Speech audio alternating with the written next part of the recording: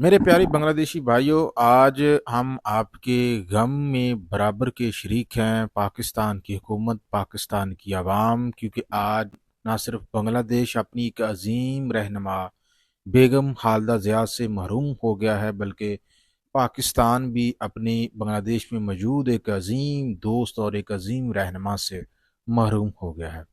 पाकिस्तान की आवाम जो है गम की इस घड़ी में आपके साथ खड़ी है। नाज़रीन इकराम, आपको बताते हैं कि जी बेगम खालदा ज़िया जो कि अब इस दुनिया में नहीं रही, 80 बरस की उम्र में आज उनका इंतकाल हो गया, जिसके बाद बांग्लादेश में सोग ने डेरे डाल लिए।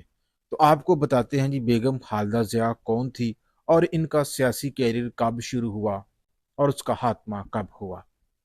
नाज़रीन इकराम, बेगम खालदा ज़िया, आपको पता है कि ये पाकिस्तान आर्मी के एक अफसर के साथ इसने शादी की थी। जी हाँ, ये उस वक़्त की बात है जब मशरक़ी पाकिस्तान और मगरबी पाकिस्तान एक थे। और 1960 में उस वक़्त पाकिस्तान आर्मी के कैप्टन थे ज़ियाउर रहमान। उनके साथ बेगम खालदा ज़िया की शादी हुई थी जब वो सिर्फ़ 15 बरस की थी। और उसके बाद फिर गैरों की साजिशों और अपनों की कुछ गलतियों की वजह से पाकिस्तान का मशरक़ी बाजू पाकिस्तान से अलग हुआ।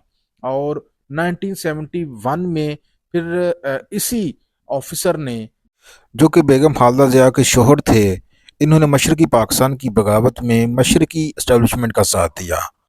उसके बाद नाज़रीन इकराम, 1971 में जब बांग्लादेश अलहदा हुआ तो उस वक़्त बांग्लादेश के जो रहनुमा थे वो शेख मुजीबुर रहमान थे।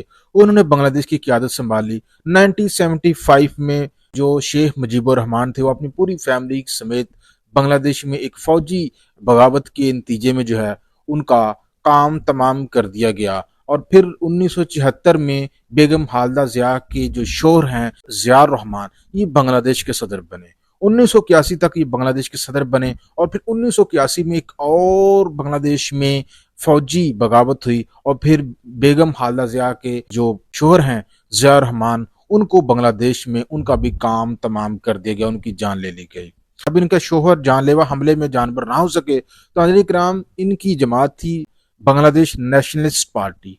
उसकी क़यादत बेगम खालदा ज़िया के पास आई 1981 में। इन्होंने बाकायदा जो है बांग्लादेश में पार्लिमानी निज़ाम के लिए जदोजहद शुरू कर दी।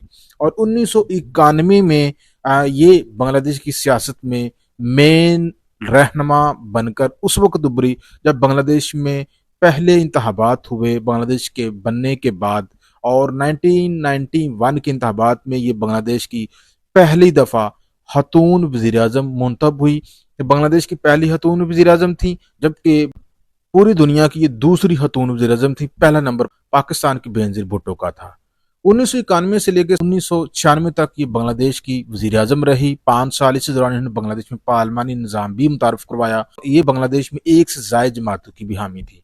उसके बाद नाज़रीन किराम, सन 2001 से लेकर 2006 तक ये दोबारा से बांग्लादेश की जो है ये वज़ीर आज़म मुंतखब हुई। और 2006 के बाद फिर हसीना वाजिद का स्याह दौर शुरू हुआ और उसके दौर में तमाम सियासी जमातों के ऊपर पाबंदी लगा दी गई और बांग्लादेश में पार्लिमानी निज़ाम को तकरीबन ख़त्म कर दिया गया। एक 100 काल इंतखाबात हुए जिसका बेगम खालदा ज़िया की जमात नेशनलिस्ट पार्टी ने बायकॉट कर रखा था।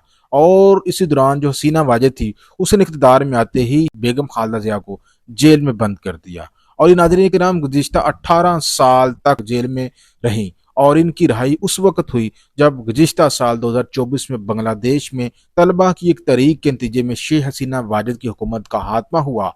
और फिर जो यूनस सरकार है उसने बेगम खालदा ज़िया को रहा किया, लेकिन इस वक्त बहुत देर हो चुकी थी। जब से ये जेल से रहा हुई तब से ये अस्पताल में थी, क्योंकि मुसलसल 18 साल हसीना वाजिद उसने जेल में रखा और उसके ऊपर बहुत जुल्म किया। और अब आके नाज़रीन किराम, ये 81 बरस की उम्र में इंतकाल कर गई, क्योंकि पिछले 1 साल से अपनी जिंदगी की जंग जो है वो लड़ रही। वही नाज़रीन किराम, इनके बेटे तारिक रहमान, जो कि गुज़िश्ता 17 साल से यानी कि हसीना वाजिद के दौरे हुकूमत में वो खुद साथ जला वतन रहे लंदन में, और वो भी 5-6 दिन पहले ही बांग्लादेश में लौटे हैं।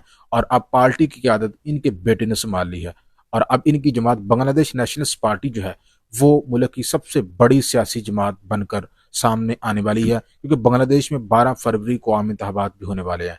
और इसमें जो हसीना वाजिद की जो पार्टी थी उसके ऊपर पाबंदी है और वो चूंकि हिंदुस्तान में फरार है اور اس کو سزائیں بھی سنائی جا چکی ہیں بنگلہ دیش کی عدالت کی جانب سے، اور بنگلہ دیش ڈیمانڈ کر رہا ہے کہ اس کو واپس لایا جائے۔